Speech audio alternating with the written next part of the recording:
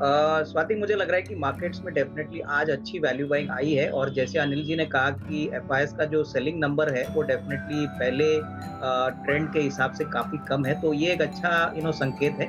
सबसे बड़ी बात मुझे लग रहा है कि मार्केट्स में 17,000 के आस-पास मार्केट बॉटम आउट हो चुका था। अभी कोविड के जो नए वेरिएंट्स की बातें चल रही है वो अभी तक इतने ज़्यादा बड़े नहीं हैं, तो मार्केट्स को कॉन्फिडेंस है कहीं न कहीं यहाँ पे कोई बड़ा क्राइसिस या कोई नेगेटिविटी नहीं आएगी। तो ये कारण था कि मार्केट्स में निचले लेवल से अच्छी बाइंग आ गई और हमको लग रहा है कि कल के सत्र में भी आपको अच्छी बाइंग देखने को मिलेगी। आई थिंक जो सेक्टर्स चलेंगे वो बैंकिंग इसके बाद ऑटोज़ चलेंगे क्योंकि यहाँ पे काफ़ी अच्छे न्यूज़ फ्लोज़ आ रहे हैं। और हफ्ते भर के नज़रिया के लिए अगर किसी को खरीदना है तो मैं समझता हूँ कि मेटल स्पेस में स्टील अथॉरिटी ऑफ इंडिया बहुत ही अच्छे अट्रैक्टिव लेवल पे है, both investment as well as positional pick के पॉइंट ऑफ व्यू से।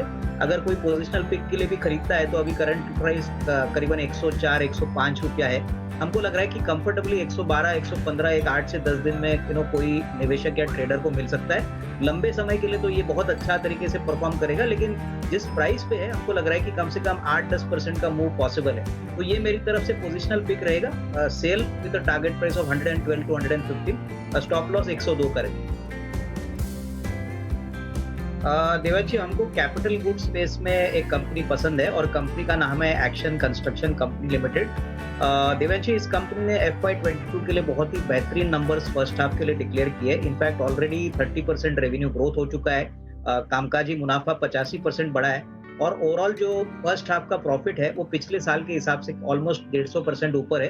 कंपनी ने कहा है कि डिस्पाइट कमोडिटी प्राइस बढ़ने के बावजूद ये ग्रोथ आया है। कंपनी का मानना है कि सेकंड हाफ में भी ग्रोथ अच्छी तरह से रहेगा और ये कंपनी इंडिया में जानी जाती है मोबाइल क्रेन और टावर क्रेन्स के लिए। इनके पास मटेरियल इक्विपमेंट, ट्रैक्टर और एग्री बिजनेस भी है।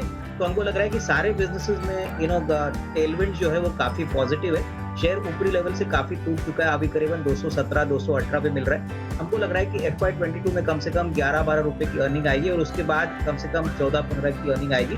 तो अच्छा पोजिशनल पिक है कैश सेगमेंट से और हमको लग रहा है कि कैपिटल गुड्स स्पेस में बहुत ही अच्छा विकल्प है। करीबन 6 से 12 महीने में हमको लग रहा है कि 270 275 का एक टारगेट प्राइस इन्वेस्टर्स को मिल सकता है, तो इसको जरूर अपने पोर्टफोलियो में इंक्लूड कर